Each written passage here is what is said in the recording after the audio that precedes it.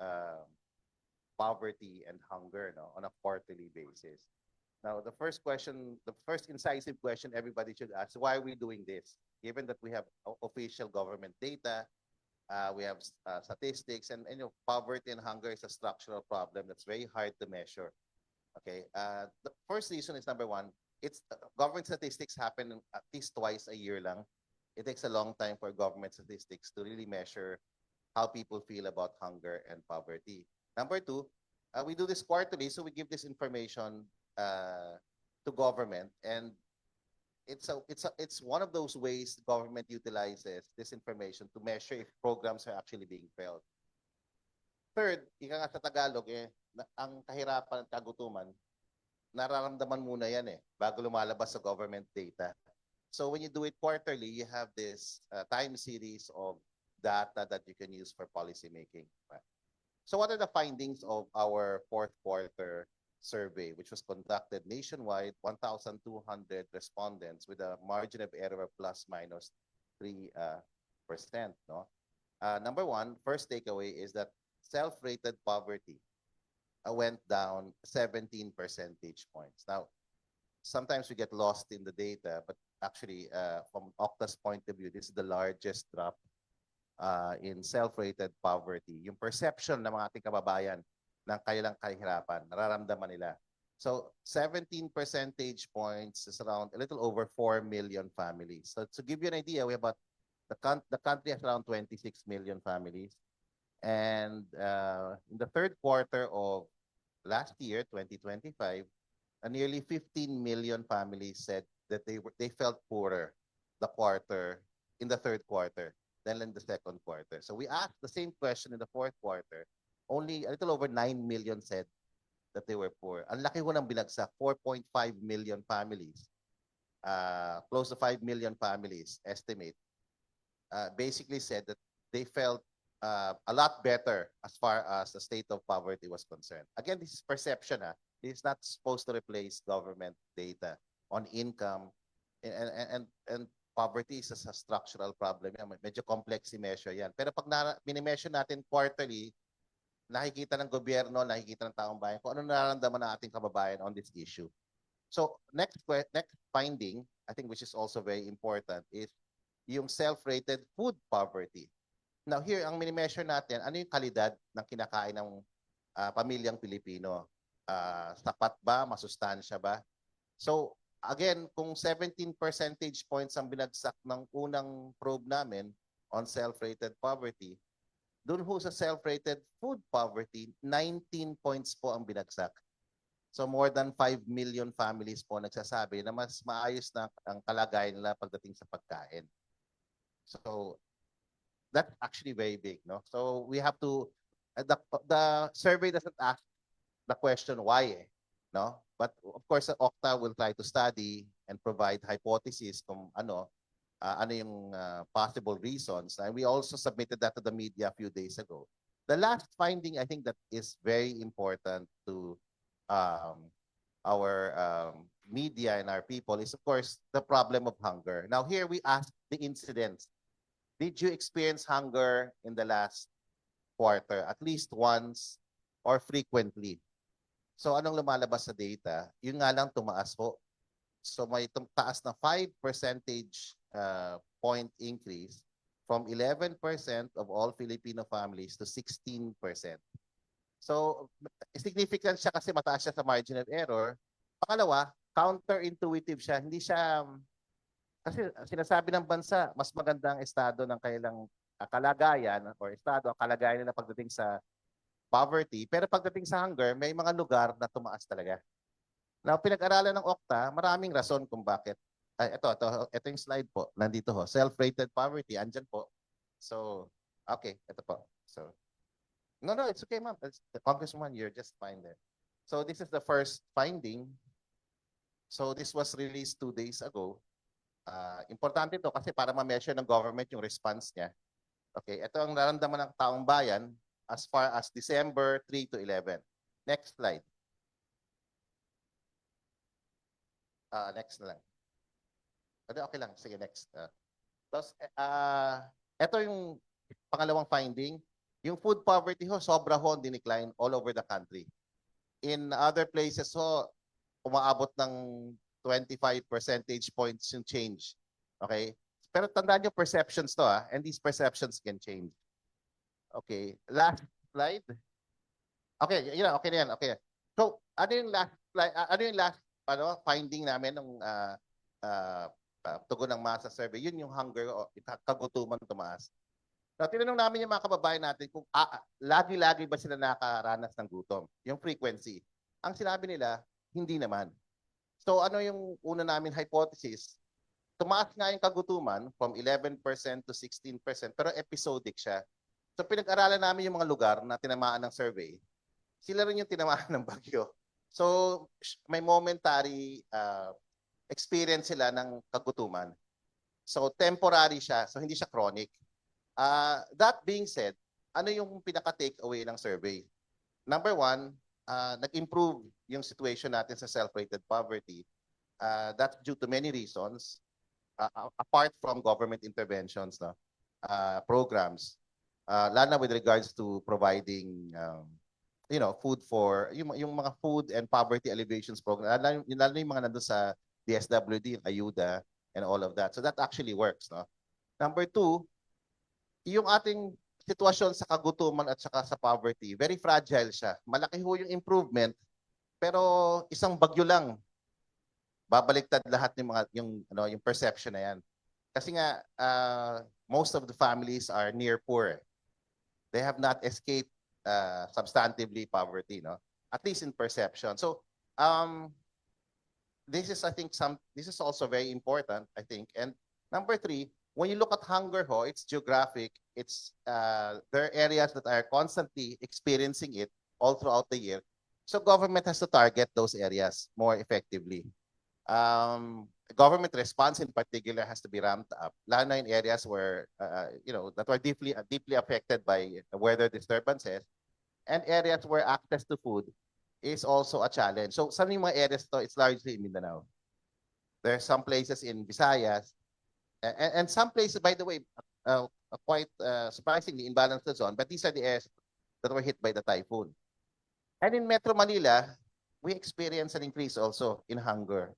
But that's brought about largely, in our view, may have been brought about by food inflation towards Christmas, tumaas yung presyo. So government's work should continue. It should ramp up its anti-poverty alleviation programs. DSWD has to respond even more, no? It's doing very well now, but it has to work even harder now to respond to the impact of, climatic disturbances and all of that. Last point is, the fight against poverty is a continuing struggle. It's a structural problem. Hindi naman masasolve siya ng isang survey, but the survey captured a change, no, which is quite significant in the way people felt about the issue of poverty and hunger. Sorry. Thank you. Bago kami nalulod sa nakikita kasi si poverty.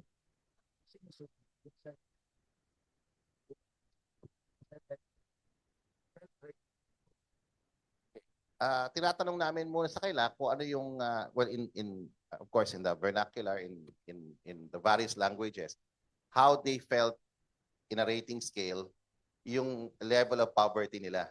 Are they poorer today than let's say a quarter ago? So basically yun ang basic sense. If they experience hunger at least once, nakaramdam ba sila ng gutom kahit na isang beses nung last quarter. So yung gutom, ini-define namin yung kakulangan ng pagkain. Hindi sila nakain ng 3 meals a day. Sa food poverty, tinatanong natin yung content at saka yung sustansya ng pagkain sa ating mga kababayan. So they're measuring 3 different things.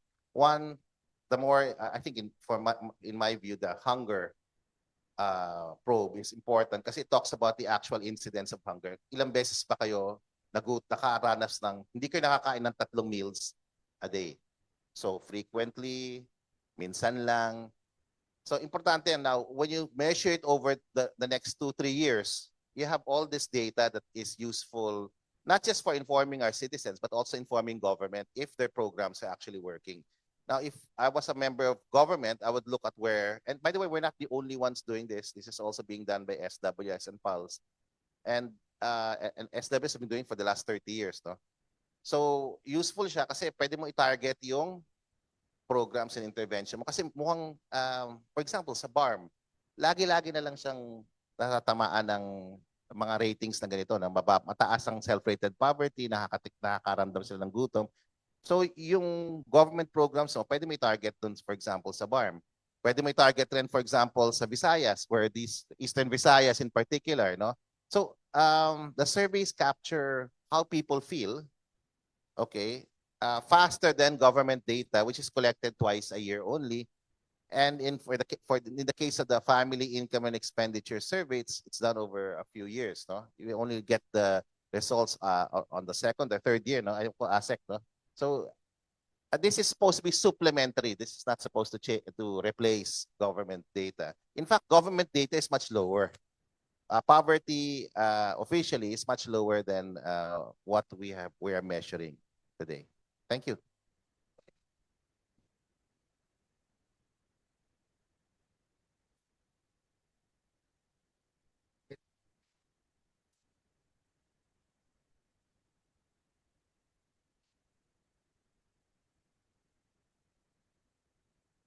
Well, sa Oxtaho, pwedeng tindingan talaga. And by the way, hindi naman bago yung aming methodology. Ito ay, basically, we're just continuing what PULSE and SWS have already undertaken. The questions are almost the same, but the weighing system is different. The sampling is also slightly different. What we can assure the public is that when you look at our survey, you have to really compare it with at least the top 2 other survey companies in the country and see if there's some commonalities. Now, number 2, when you look at the report, it is also consistent with what, for example, SWS released in November, no? Na merong improvements. And so siguro we saw the tail end of that kasi December kami nag-survey. Pangalawa, December, alam niyo naman, perception ng tao, Christmas. And mukhang maraming perang, in a sense, yung mga ating ibang kababayan. So they felt a little more, comfortable, no?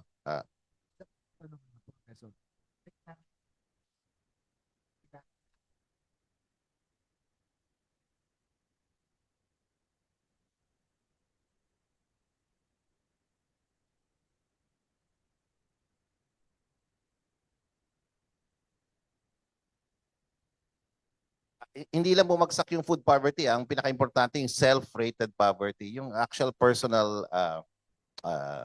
feeling ng mga tao. So if we can go to the unang slide, Manong. Yan, so here, the sheer numbers are kind of impressive kasi ang laki ng bagsak, no? Ang survey kasi namin, hindi namin tinatanong kung yung why eh. Pero ang dami namin tinatanong na other questions. Now, one of the other questions we didn't release sa media but I'll talk about it now is guminhawa nga yung buhay ninyo. Anong tingin nyo ang estado, let's say for example, ng poverty sa buong bansa? Kadalasan ang findings namin mas masama, no, yung tingin ng mga kababayan, and they think poverty is worsening. That's number 1. They also think that poverty is that hunger is worsening, even if they're feeling better as a respondent to the survey. So yung perception ng ating mga kababayan naglalag doon sa actual survey findings. That's another important nuance. So kailangan yung government data rin, government programs, siguro yung media rin, ASEC, no? Yung media, dapat pinaalam rin ng gobyerno kung anong ginagawa niya. So yung perception at saka yung actual perception of the whole country's problem magkakapantay. So let me clarify that. So I asked the individual respondent, ay mas magandang buhay ko ngayon. Pero I asked the same question, anong tingin mo sa poverty sa buong bansa? Ay hindi, sumasama. So nakuha nyo, yung self-perception iba doon sa perception niya doon sa nangyayari sa buong bansa. So again, produkto rin niya ng information, di ba? Produkto niya ng awareness of what government is doing. Posible rin. Ang daming reasons eh. So we don't, in Okta, we're very cautious about causality, trying to explain why things are, except that we provide a litany of possibilities. No, one is inflation went down, at least in the quarter, maybe the early part of the quarter. Number two, jobs were significantly higher. Employment went up in the fourth quarter, which is normal because Christmas siya. Third, may weather disturbances. It was really real eh. And we got hit by a super typhoon in Luzon, which normally doesn't record, hunger the way it recorded it. And fourth, towards Christmas, tumaas talaga yung presyo ng mga bilihin. So in Metro Manila, in the National Capital Region, tumaas po yung self-rated hunger readings, no? So these are some of the possible reasons why we got these survey results. Okay, yun lang.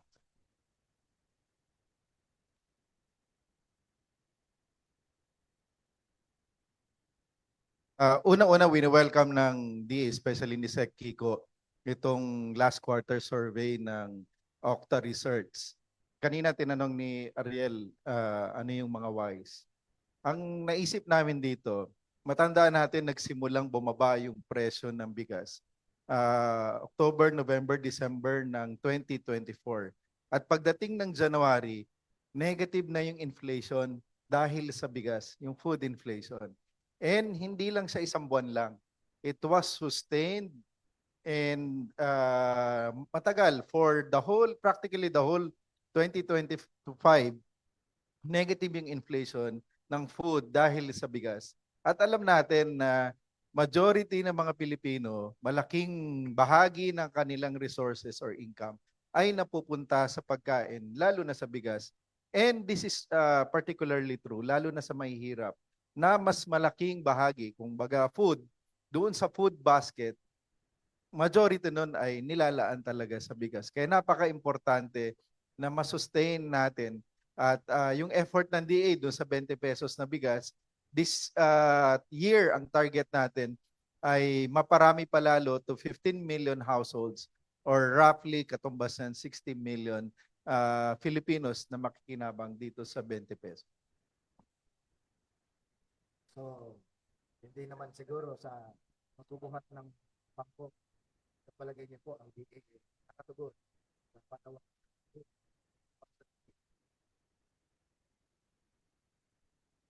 Of course, nandiyan ang DSWD, ang DTI at iba pang ahensya ng pamahalaan. Of course, yung mga polisiya ng ating Kongreso, ng ating ehekutibo para masigurado na yung whole government approach ay tutugon talaga.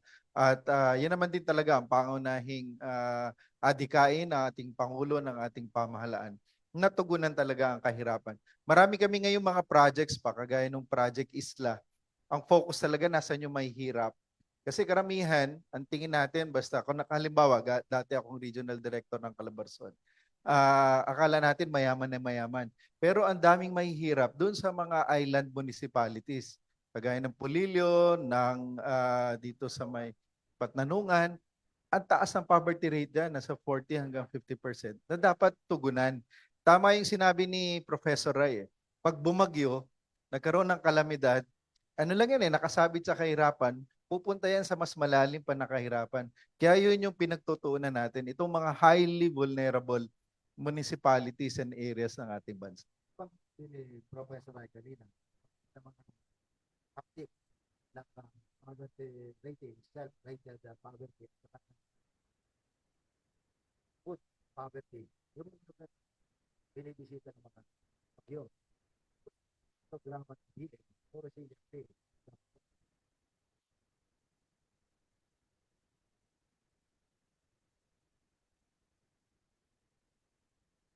Not necessarily magpalit ng pananim, but maging resilient, mag-adapt, mag-mitigate doon sa mga, kasi yung bagyo andyan yung area. So dapat mag-mitigate tayo.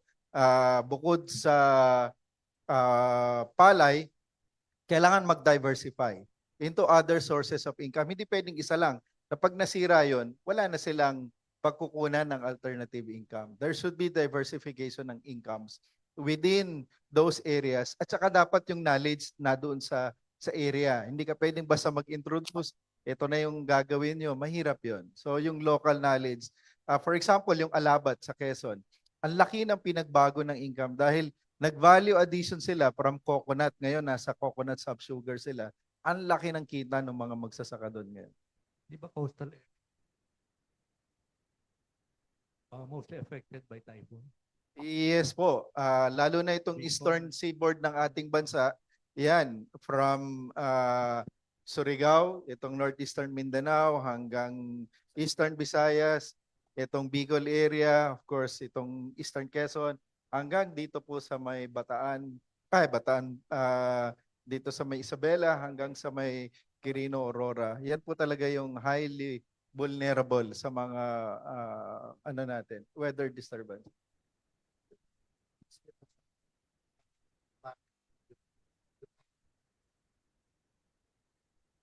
Mas malaki ang damage ng maraming tubig.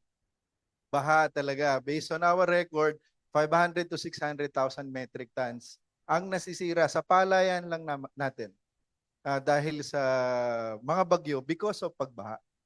Yun yung kadalas. So hindi man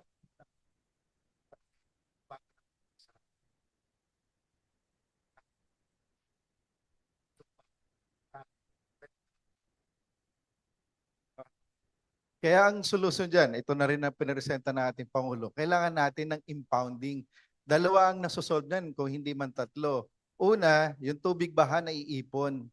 A classic example, nung lumakas ang ulan na masyado dito sa bandang Iloilo, Antique, dahil meron tayo dyan malaking dam. Yung lugar na nakapalibot, hindi binaha. At yung tubig na yon, pagdating ng tag-init, yun ang ginagamit natin for irrigation and for the entire, the rest of the year. Sige, may tanong ako kay Professor. You mentioned 17% decrease in self-rated poverty, 19% sa self-rated food poverty.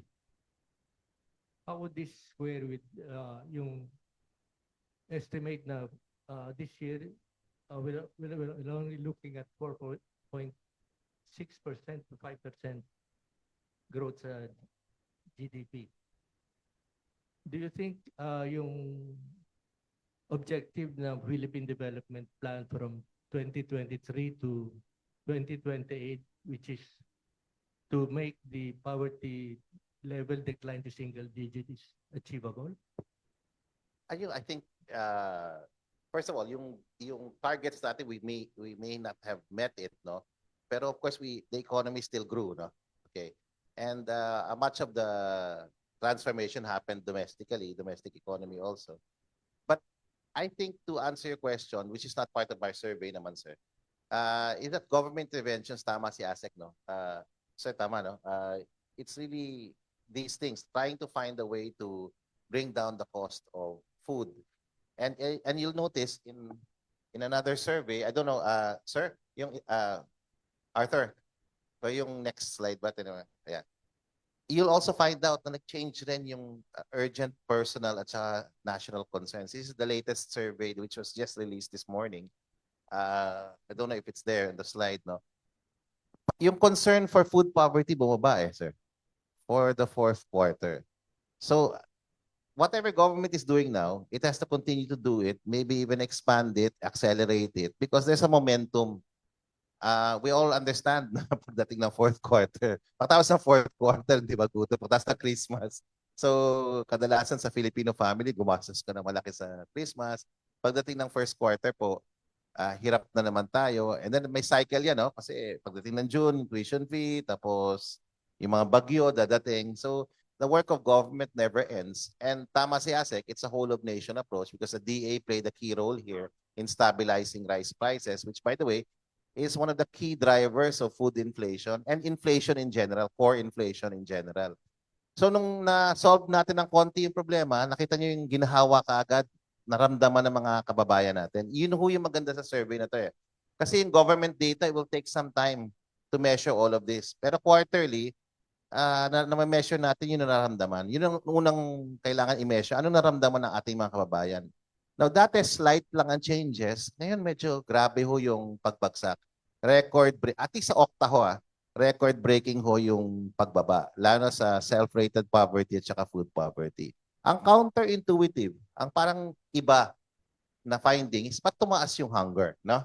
Pero nakita namin localized ho yung pagtaas. And nakwento na nga ni ASEC, yung mga lugar na vulnerable, tinamaan ng weather disturbances, food access issues, yun ho yung mga grabe ho ang tinaas. Pero tinanong naman namin kung yung frequency, hindi naman ho ganun ka-chronic ho. So episodic yung increase. Now, ang takeaway dito, government has a momentum, sana masustain to over 2026. We're thanking Congress because you passed a record-breaking budget that focuses on human development. Malaki ho. Kasi ang kahirapan ho, structural yan. Hindi ho makukuha sa survey yan. Okay? Ang talagang magkakos ng structural change na positive is education, health, di ba? Investment in public infrastructure. Lahat yan makikita sa 2026 budget na pinasa nila Ma'am Luistro together with the Senate. And we're hoping that this will push the momentum, positive growth momentum forward.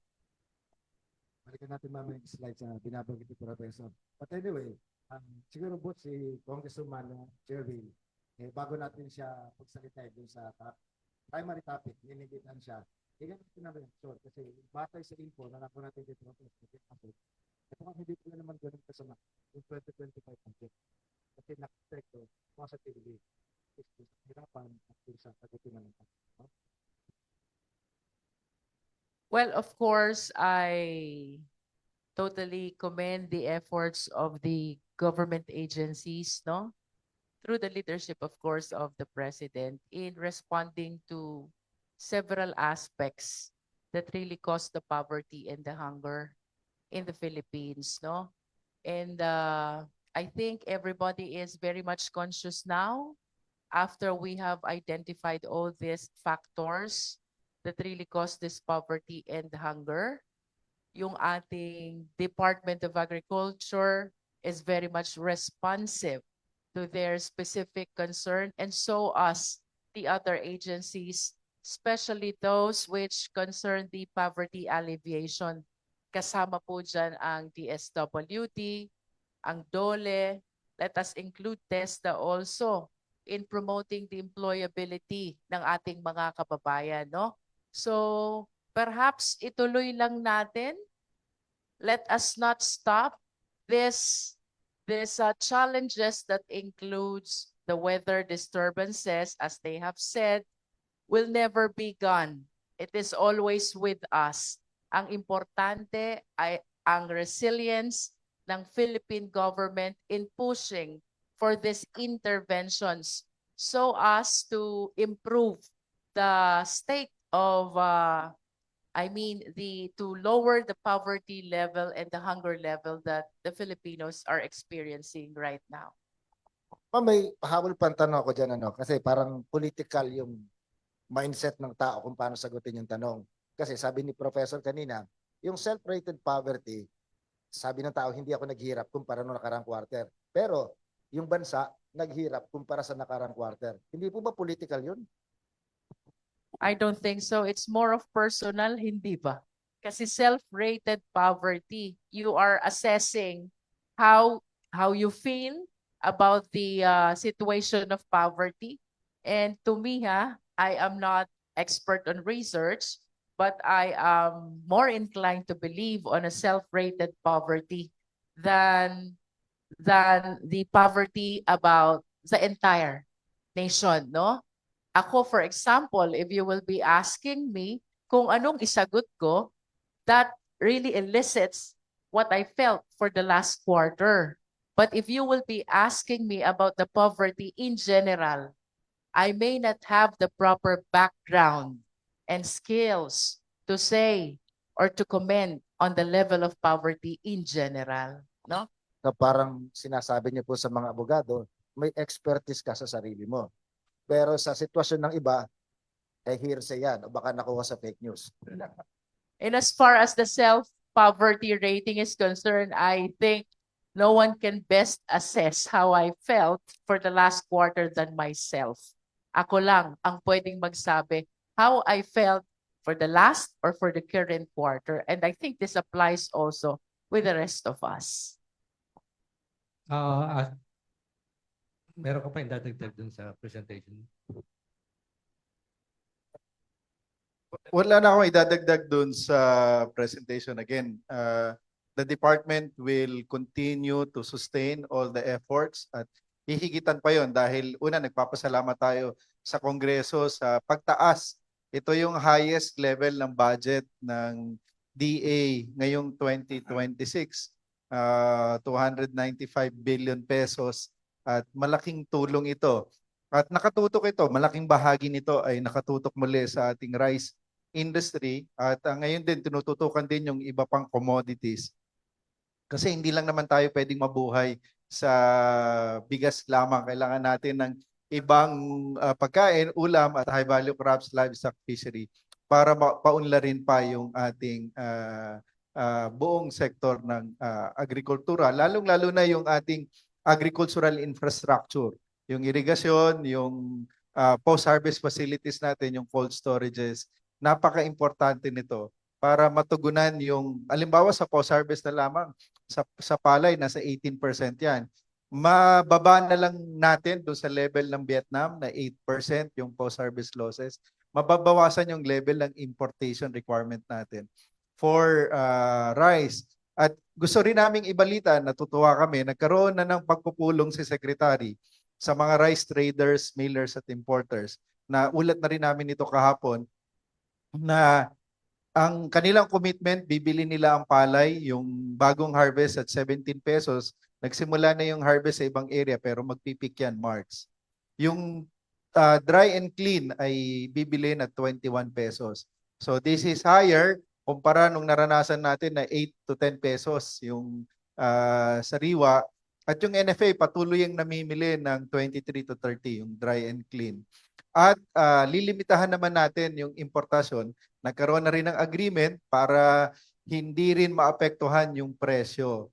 At yung NFA, hindi siya mamimili kung yung ating mga traders ay mamimili sa tamang presyo. Para merong balanse. Ang agrikultura, it's all about careful balance between our consumers, our producers. Kasi pag yung isa masyadong umaangat, siyempre yung kabila naman matitilt yung balance. At ngayon, ito yung nararanasan natin na magandang balanse para yung ating consumers hindi makakaranas sa mataas na presyo ng bilihin, at the same time yung ating mga producers, yung ating magsasaka at mangingisda ay makikinabang naman sa magandang presyo ng produkto na kanilang napoproduce. Salamat.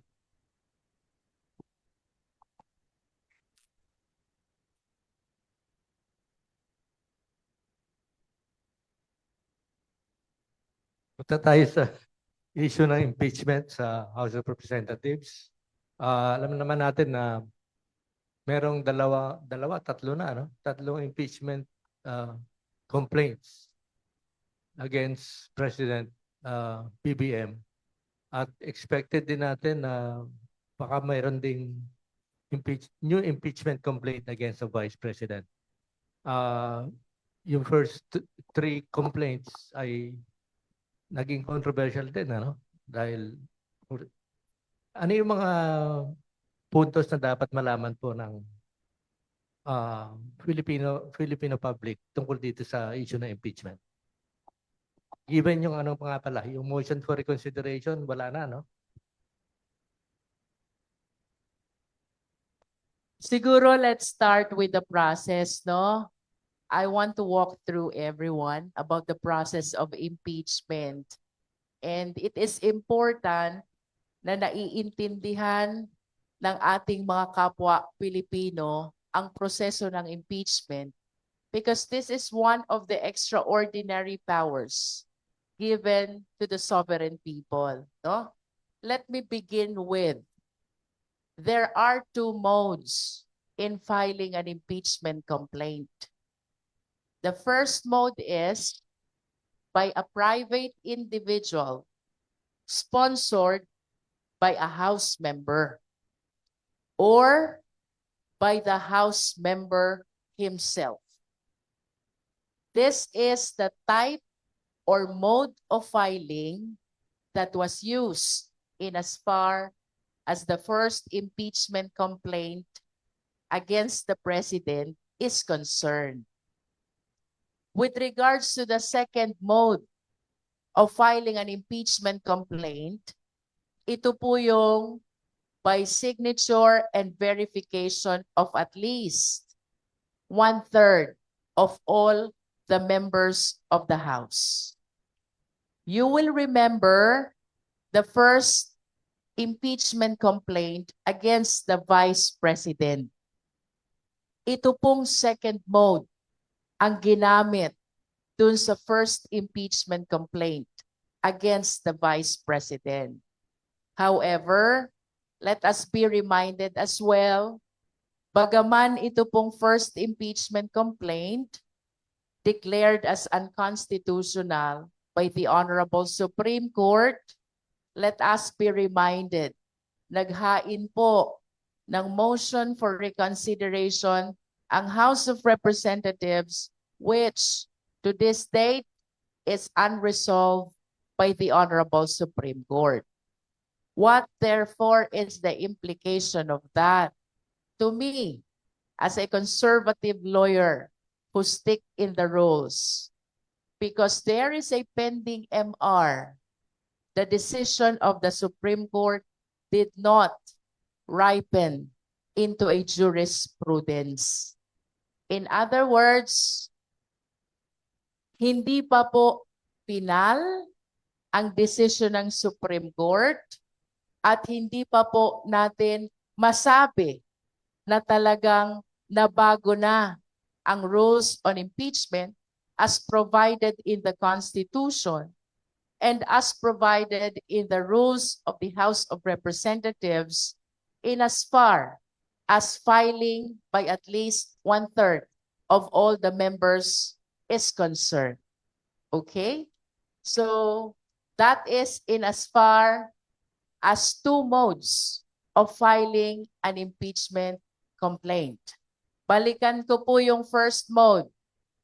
If the impeachment complaint will be filed under the first mode, ito po mandatory ang referral sa Committee on Justice. But if we will be asking, how about the second mode? Ito pong second mode, the one supported by at least 1/3 for the understanding of our fellow countrymen, no? In layman's term, para po itong express lane. Hindi requirement ang referral to the Justice Committee. Instead, the second mode, the one supported by at least 1/3, it allows the House of Representatives to transmit immediately to the Senate. Okay? So, ito naman pong issue ng mga transmittal, no? Umpisahan po natin sa office ni SecGen. Ang office po ng Secretary General ang tumatanggap ng impeachment complaint. From there, she has to transmit the same immediately to the office of the Speaker. As to the meaning of immediately, I would say it depends on how the office of the SecGen would appreciate and discharge her function as such. After the same is transmitted to the office of the Speaker has a period of 10 session days to include the impeachment complaint in the order of business of the plenary. Again, anong ibig sabihin ng 10 session days? It depends on the judgment of the Speaker as to the timeliness of transmitting the same to the plenary so long as it falls within the allowed period, and that is 10 session days. From the plenary naman, they have a period of 3 session days to transmit the same or refer to the Justice Committee.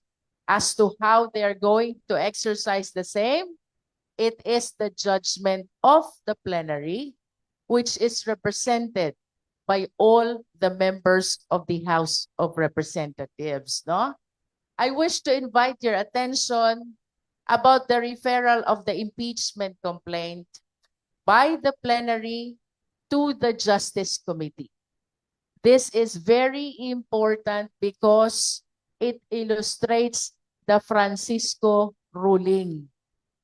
What is provided in the Francisco ruling, once the impeachment complaint is transmitted to the Justice Committee, it completes the initiation process and therefore it triggers the running of 1-year prohibition period. Ang sabi po sa ilalim ng saligang batas, dapat isang impeachment complaint lang laban sa isang impeachable official kada taon. It cannot be 2, it cannot be 3.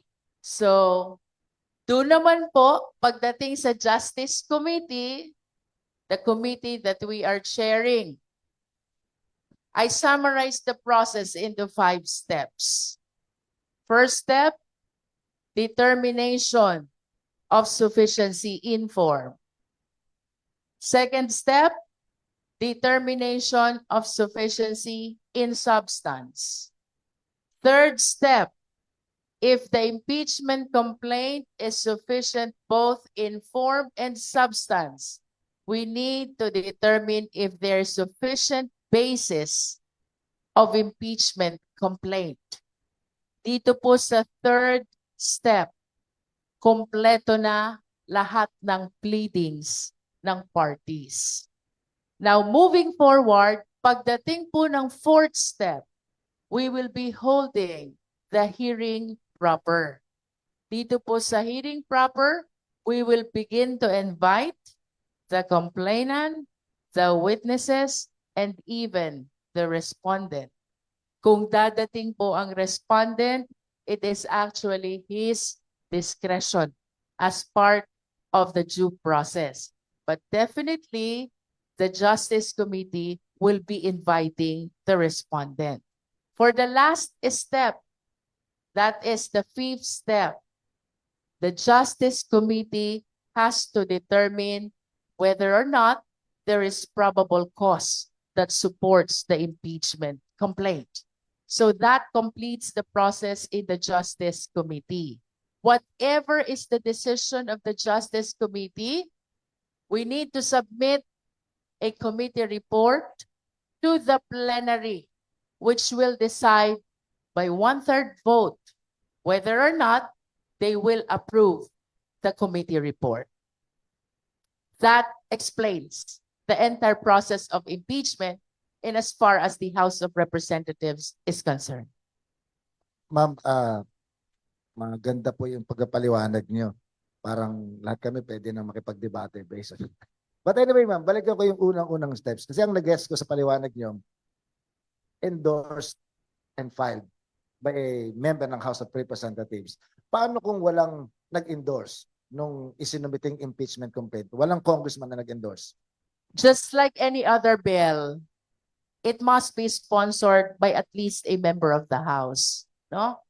In other words, sir, if this is filed by a private individual at walang magi-sponsor, 1, 2, or more, it will not be transmitted to the office of the Speaker. Tatlo po yung nabasa natin sa mga balita na impeachment complaints. Sa tatlong yun po, alin po dun yung nakapasa dun sa endorsed or filed thing ng House of Representatives member? I wish to, it is not my intention really to preempt the discussion of the sufficiency in form. Yung question po kasi ni Sir, it deals already with the compliance as to form, no? First and foremost, wala pa po tayong official copy of any of those impeachment complaints, no?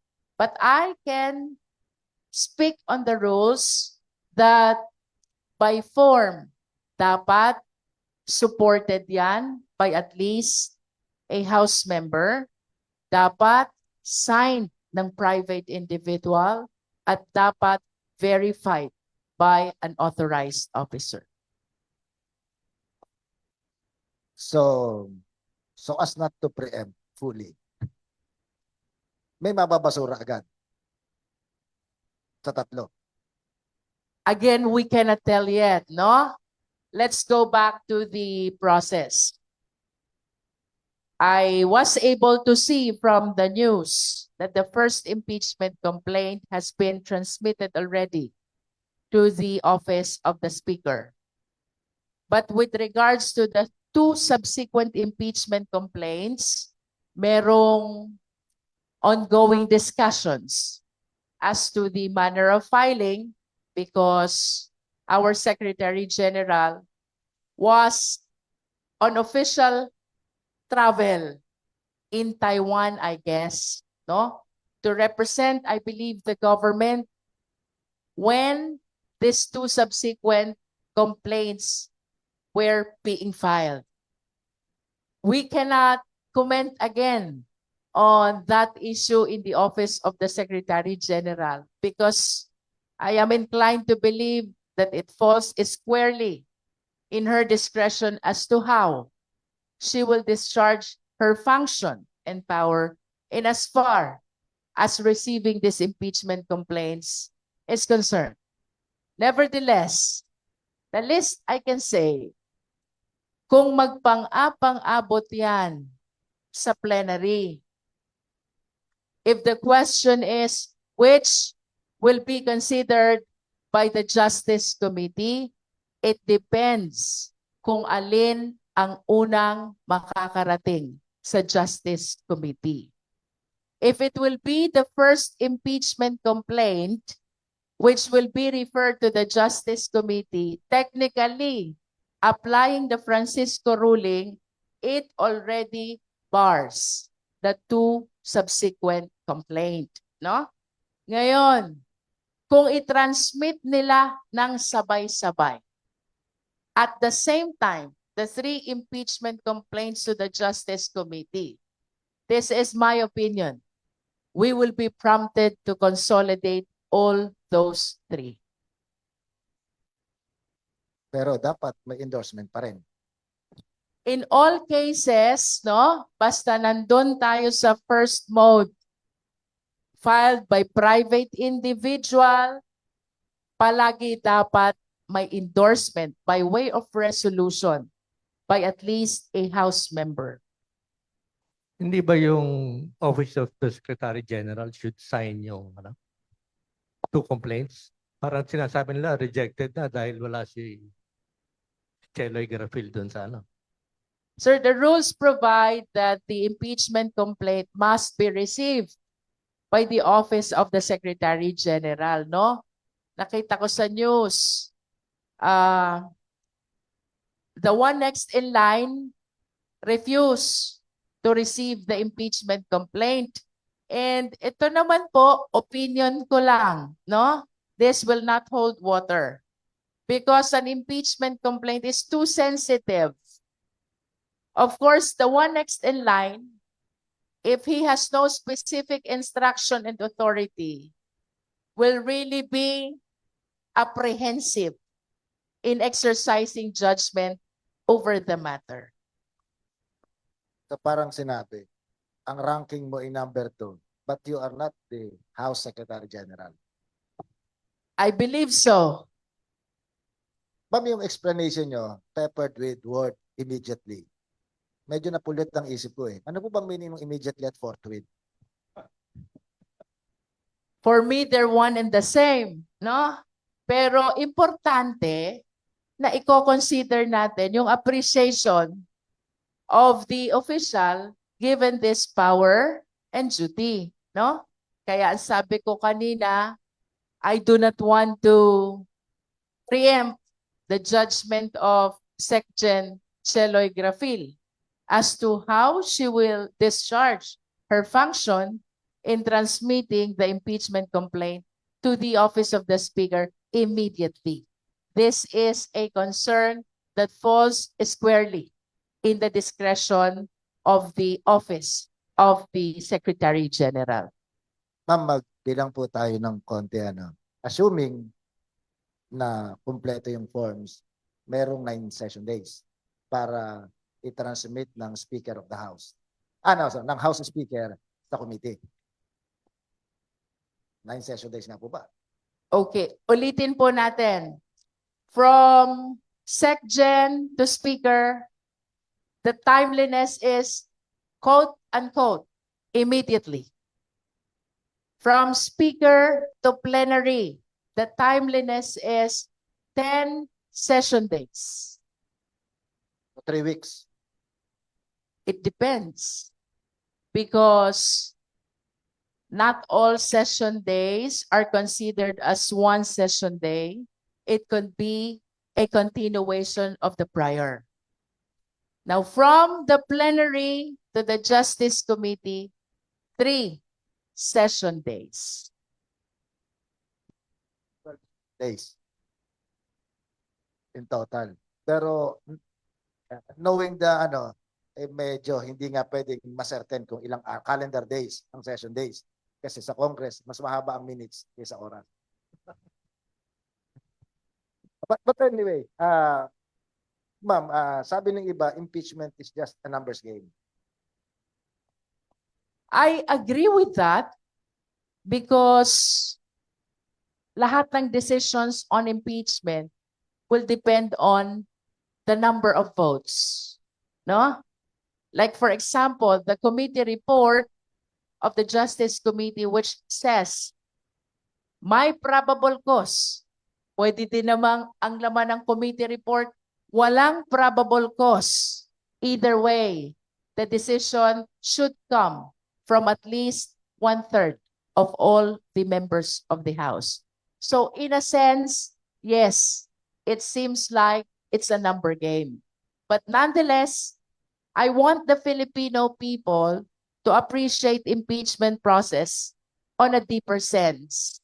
Ito po'y extraordinary power that is given to the sovereign people to remove an erring, impeachable official. So it is indeed my appreciation that dapat ine-exercise ito without delay and with utmost caution. Ano po ang status ng motion for reconsideration filed by the House before the Supreme Court? As far as I know, because I am one of the prosecutors, wala pa pong decision ang Supreme Court concerning the motion for reconsideration. But do we know if they're already discussing it or what? O I wala? have no information, sir, as to the status within the Supreme Court. Is it possible they're just sitting on it? I cannot comment on that, sir. No? But of course, I wish to express our highest regard and respect to the Honorable Supreme Court. We recognize the Supreme Court as the final arbiter in all matters concerning the interpretation and application of all existing laws and rules. At the end of the day, kung ano pong sabihin ng Supreme Court, as a civilized nation, we need to follow. In that case, yung opinion nila will stand. If the decision will reach its finality, it will be considered as a jurisprudence which forms part of the existing Philippine laws, no? Hindi po natin pa ito ma-consider na final because the MR or the motion for reconsideration is still pending decision by the Honorable Supreme Court. So less than 2 weeks na lang ang February 6. Kung wala pa between now and February 6. Okay. Yung lahat ng pagbabago sa Constitution will be valid and binding. Oh, this is how I will address that, no? kung wala pang decision ang Supreme Court come February 6, again, as a conservative lawyer, this is my personal opinion, not the opinion of the House of Representatives. I would think that the letters of the Constitution and the letters of the rules on impeachment of the House of Representatives still stand. What is significant about the decision of the Supreme Court, because this pertains to the second mode of filing an impeachment complaint, that is by at least 1/3 vote. Nagkaroon ng requirement of notice and hearing, even when the referral to the Justice Committee is not mandatory. Ito pong notice and hearing under the Constitution and under the present rules ay hindi makikita doon. So this is something new that was introduced by the Honorable Supreme Court. Now, what are we going to do kung February 6 na and the MR is still unresolved? It depends really on kung sinong tatanungin nyo, di ba? We may consider following the decision of the Supreme Court kahit hindi pa final. But the thing is, it will work technically as a withdrawal of the pending motion for reconsideration. Others may consider following the letter of the Constitution. At wala naman sinabi sa Constitution na notice and hearing. But the thing is, if you follow what you did during the first impeachment, you might face another petition for review. And you might face the predicament of being declared again as unconstitutional. So ma'am, kung inaabangan yung ruling before February 6, what if, again, I'm speculating, magbigay ng ruling ng Supreme Court February 7 or after ng deadline ng February 6, will it redraw yung guidelines para sa impeachment on the second mode? If the motion for reconsideration will be resolved on February 7, siguro the answer will be, it depends on the decision of the Supreme Court. If they will grant the MR, it means that we will be going back to the impeachment process. It means that the impeachment complaint archive in the Senate can be reinstated. But if the decision of the Supreme Court is to deny the motion for reconsideration, it only means that the requirement of notice and hearing for the second mode of impeachment, the one filed by at least 1/3, kahit hindi kailangang dumaan sa Justice Committee, we need to follow the requirement of notice and hearing. So ma'am, liliwanagin ko lang po did I get it right na itong pinag-uusapan ng Supreme Court doon lamang sa second mode of impeachment? Yes, sir. Because this is the way the first impeachment complaint against the Vice President was filed. It was filed under the second mode. And we can remember during that time, there were more than 200 members of the House who signed and verified before then Secretary General the impeachment complaint. So kung gagamitin ng first mode, gugulong yung impeachment complaint independently dun sa nakasalang ka Supreme Court. You are correct, sir. Kung ang ifa-file na impeachment complaint is under the first mode, hindi supported ng 1/3. Because by first mode, the complainant is either private individual supported by a House member or by House member himself. Hindi po magiging issue ang pendency ng MR before the Supreme Court. Using that explanation, yung tanong ko ay referring dun sa Vice President Sara Duterte impeachment. Kung i-apply yung the same explanation, hindi ko masabing rules, dun sa impeachment complaint for PBBM, mukhang ang crucial na laban nandun sa tatlong impeachment proposal. Yun pong impeachment complaints against the president are all, at least based on news, dahil wala pa po ako nakikita kahit isa. I haven't received official copy of any of those. But basing it on the news report, it appears na ito pong tatlong impeachment complaint against the president. 3 impeachment complaints against the president are being filed all under the first mode. So ito po, first mode, mandatory dadaan sa Justice Committee. Magulo na, guguluhin ko pa. Doon po ba kay Vice President Sara Duterte, meron ding naka-file na impeachment under the first mode? I haven't seen any as yet. Kayo po ba may nakita na? Wala pa po akong nakikita sa news. Kaya we cannot comment on that yet because as much as possible, let us not speculate. Sabi mo nga, sir, magulo.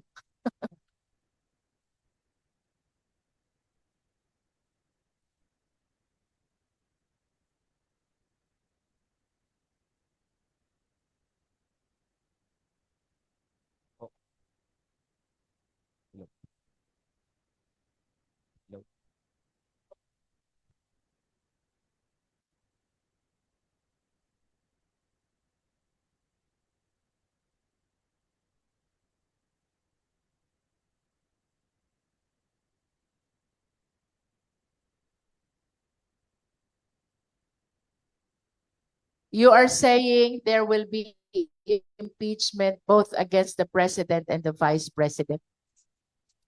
If this will happen, let us remember this is a constitutional duty. No? Kahit magulo, and regardless of the survey, we have a mandate that we really have to face. No?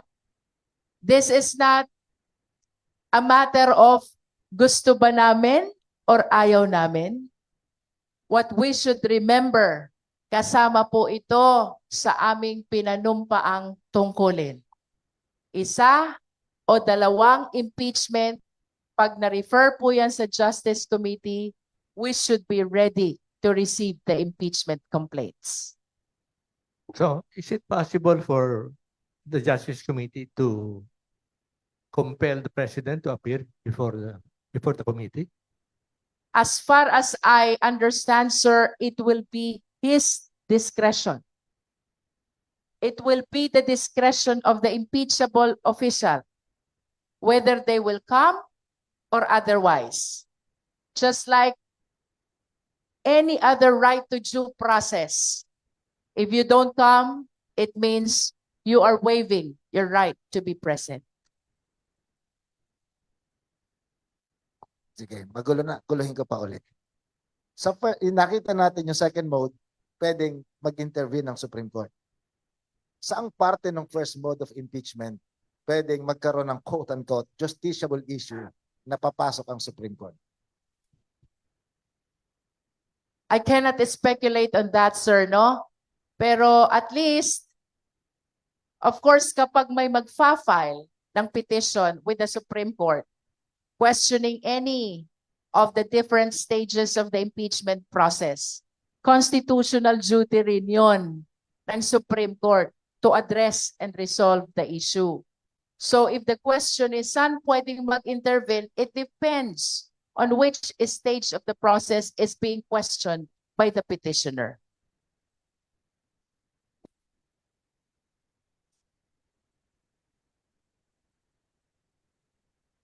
Ma'am, yun po binanggit ni former Congressman Mike Defensor na itong si Zaldico is willing to testify on one of the impeachment complaints. And considering nga na he is a fugitive, pwede ba yun na he will testify kung sakasakali po mag-proceed itong impeachment na po against the president?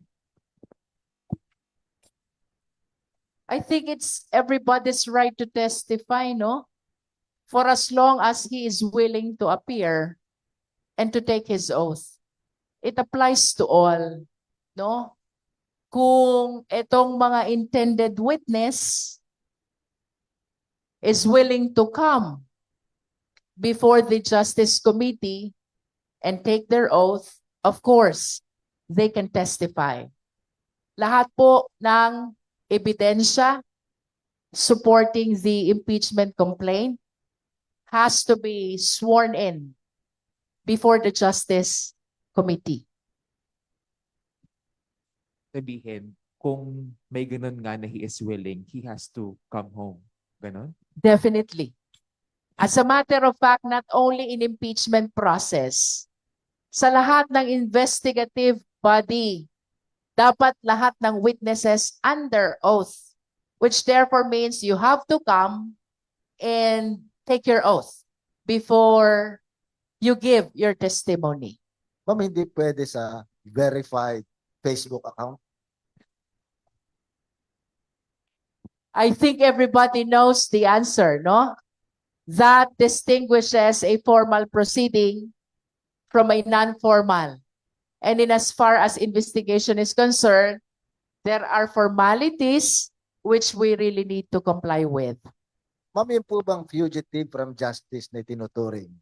Of course, lawyer po kayo, nabalitaan nyo na yung fugitive. Hindi pwede mag-file sa korte dahil walang ano sa kanya. Pwede po bang maging testigo sa ibang kaso naman ang isang fugitive?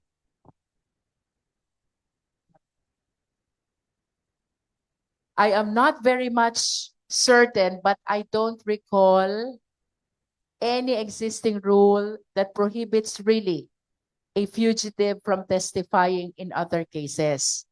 Ang magiging issue na nga lang dyan, because he is a fugitive and he is facing the possibility of being arrested.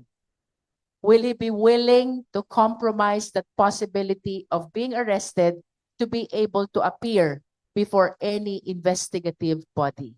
So meaning, ang isang fugitive, pag gustong tumestigo, hindi na siya fugitive. Kasi mahuhuli eh. Ma'am, tapos to clarify lang din yung binanggit niyo po kanina, yun pong sinasabi na hindi pagtanggap ng office ng ni House SecGen, yun po ay discretion ng kanyang opisina. Tama po.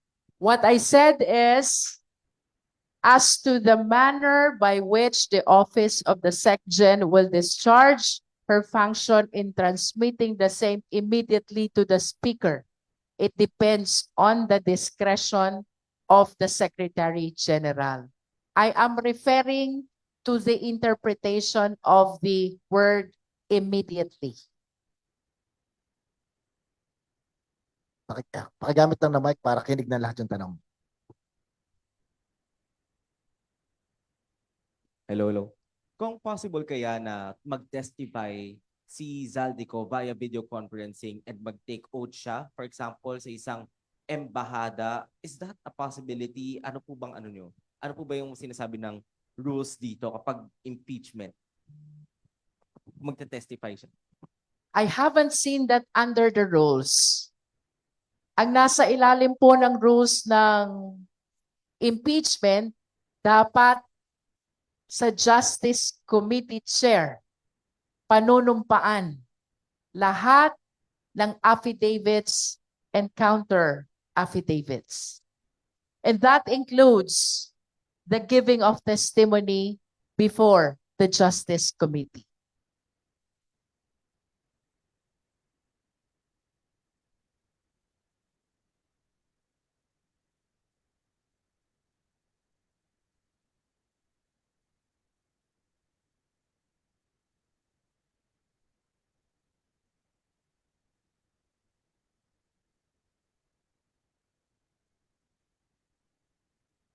Alam mo, sa totoo lang, I haven't spoken with the members of the Justice Committee because most of them are there in respective districts right now, no?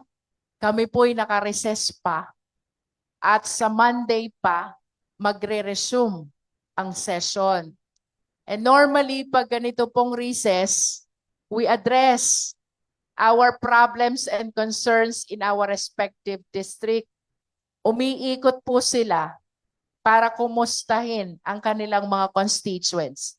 That's what we do during recess, no?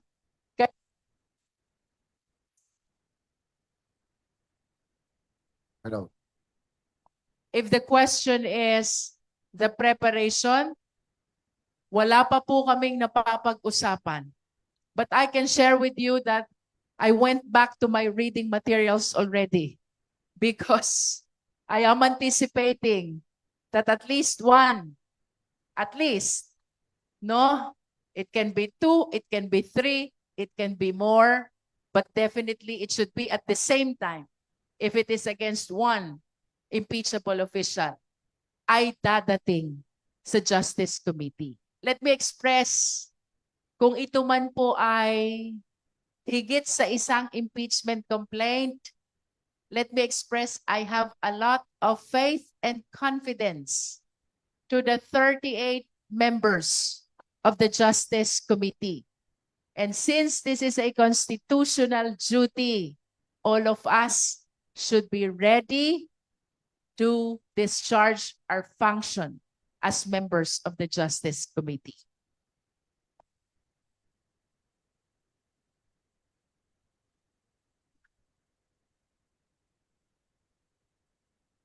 Power ng SecGen. May power ba ang SecGen na hindi tanggapin ang isang impeachment complaint if ever na nandito man yung SecGen? I wish to believe that this is ministerial, which means that in all cases, the Office of the Secretary General should receive, especially when it is signed and verified already. And it is accompanied by a resolution of at least a member of the House. But again, as to how she will discharge this function, given the set of facts that she is on official travel, let us leave that to the exclusive discharge of the Secretary General. Ang complaint yata na Makabayan Black tsaka yung isa pang sila Attorney Topacio, rejected na yung nila, complaints. I Hindi think pa. it's only the Secretary General who can answer that. Whether it is rejected or it can be accepted later on, once we resume, it all depends on our section. Anong oras nga po ang session sa Monday? Session normally starts at 3 p.m. 3 p.m. So may hanggang 2:59 sila para maghanap ng mag-i-endorso. It depends on the Secretary General. I do not want to delve on matters which do not fall in the jurisdiction of the Justice Committee, no? Meron po tayong Secretary General to answer that. All questions concerning the receiving of the impeachment complaint. Meron po tayong Office of the Speaker to answer all questions pertaining to inclusion of the impeachment complaint in the order of business of the plenary. At meron din po tayong all members of the House to comment on the referral of the impeachment complaints to the Justice Committee. Ma'am, sino po ang may kapangyarihan na magdetermina o magdesisyon kung ano ang unang itatransmit sa hanay ng mga complaints? Assuming that all of them are already in the plenary, then it depends on all the members of the House of Representatives. No single person. Okay. Si Professor, balikan natin ng konti bago si pang tanong. Si Professor kasi may ihahabol na 2 slides. Bagong resulta ng survey. Aatakihin po ba kami sa puso dyan? Hindi naman. Habang naintindihan natin napaka-exciting at controversial ng impeachment, pero pag tinanong mo yung everyday Filipino kung ano ang urgent national concern niya, ayan ho, nakalap na. Ito bagong-bago pa lang, no, off the press. Kayo na, 1 hour ago lang nilabas sa media. So, ang lumalabas, hindi impeachment ang number one concern ng ating mga kababayan. Pag sinabing urgent national concern, gusto ng mga kababayan natin, ito ang tugunan, bigyan ng pansin ng ating gobyerno in the next quarter. So number one is 45% po natin mga adult Filipinos ang nagsasabi, kailangan talaga tugunan ng issue ng kita, wages. 41% ang nagsasabi yung presyo ng bilihin. Pero bumaba na po to. Dati for the last 2 or 3 or 4 quarters, ito yung number one. So bahagyang bumaba to. At ang number 2, ito ho, access for the last 1 year ho, access to affordable food like rice, vegetable, and meat. Bumagsak talaga siya. So 30% na lang siya. So makikita mo consistent rin siya dun sa data na nilabas namin a few days ago. Talagang merong malaking pagbabago dito sa area na to. Pero ganun pa man, for the second consecutive quarter, nasa top 5 ang fighting graft and corruption. Dati number 3 siya, nandun pa rin siya sa top 5. For the last 2 years, hindi kasama ang graft and corruption sa top 5. The last 2 quarters lang. So third quarter, pumasok siya. Ngayon pa rin, nandun pa rin siya sa top 5 natin. And of course, providing free quality education. Tapos ito, may distribution tayo dyan sa baba. So yung mga political problems natin, hindi siya ang priority concern ng ating mga kababayan. Talagang presyo, kita, trabaho. So yan yung focus natin mga kababayan sa bagong survey ng Okta Q4 2025. Yes. Pero may tanong po ako. Yung po bang respondent ay isa lang ang sagot? Ang diretso ko yung tanong ko. Kasi yung number 3 at number 2, halos interrelated yan. Yeah. Pareho yan. Merong Yung po bang- tatlong, may ranking ho siya. Okay. So yung bumoto pumili ng 30% na yan, maaring sila kasama din sa 41%. Yes. So may ranking ha. Tapos summarize natin kung ilan nagsabi ng number 1 to, ilan nagsabi ng number 2, isa lang nagsabi ng number 3. Tapos yung summary, ito nga. Ang lumalabas, ito ho yung top rank, top 5 urgent concerns na ating kababayan. So sana nakikinig yung ating gobyerno, sana nakikinig yung ating kongreso na at one level, yung away-away sa politika, hindi siya yung concern ng ating mga kababayan. Ang concern is mostly economic concerns. Pero meron hong isang political concern ho, yun yung fighting graft and corruption na nakita ng kababayan natin. Konektado siya sa ibang urgent concerns. Kasi kung may graft and corruption, hindi yung matutugunan yung mga interventions for poverty alleviation. Yun ang tingin namin sa Okta. So sana we keep our eye on the ball. Ito ho ang gusto natin mga kababayan. So yung pong sumagot ng 28% sa providing free quality education, not necessarily, yun yung 29% din na naniniwalang labanan ng graft and corruption in government. Pwede naman ho, kasi ranking nga yan. So they have multiple answers there. So, okay? So may kinalaman din yung impeachment doon sa isang opisyal. Pwede rin. Sa education at corruption. Yeah. Pero economic concerns ho ang focus ng ating mga kababayan. Binigyan na natin yung report sa media. Sana over the next quarter, magbigyan ng focus ng both ng Kongreso at ng ating executive branch itong mga concerns na to.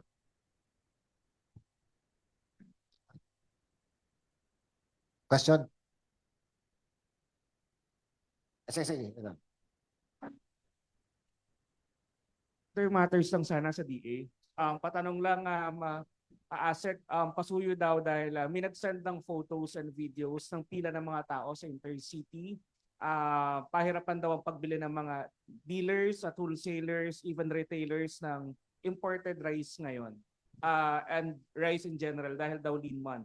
May delay din daw ba sa pagdating ng mga imported rice? As of mid-January, yung pumasok na imported na bigas nasa 178,000 metric tons. Normally, in a given time, nasa 300 to 350,000 metric tons. So if you look at the data, it's kumbaga normal yung dating ng imported na bigas. At sa buwan ng Pebrero, inaasahan natin additional 300,000 metric tons. So wala tayong nakikitang problema ng volume na pumasok na imported na bigas. Siguro dahil coming tayo for the last 4 months, September to December, na walang pumasok na import. Kaya siguro nagkakaroon ng gano'n na gusto nila na magkaroon ng imported na bigas. But in terms of volume, wala tayong nakikitang problem. So maski ma-delay pa yung volume, ang dating ng imported na bigas, wala namang problema, marami naman bigas sa market. Yeah, naging maganda yung harvest natin last year. Kaya yung ating tinatawag na inventaryo, aabot yan hanggang 80 days, even without imports coming in. Pero ito kasing January, February, yan yung lean months pagdating ng bago yung dry season. Which is meron din tayong lean months, August to September, pagdating naman ng wet season. Ang ibig sabihin ng lean months, wala tayong harvest.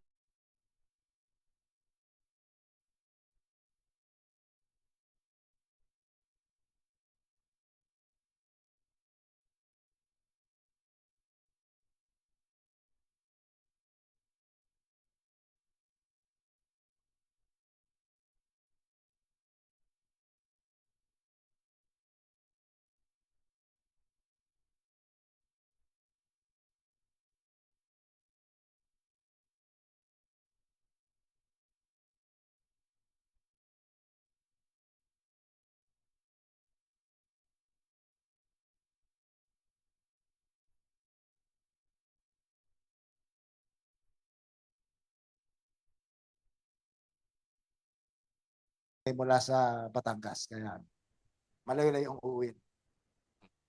Yeah. Wala ang tanong, we'd like to thank Batangas 2nd District Representative Jervil Luistro,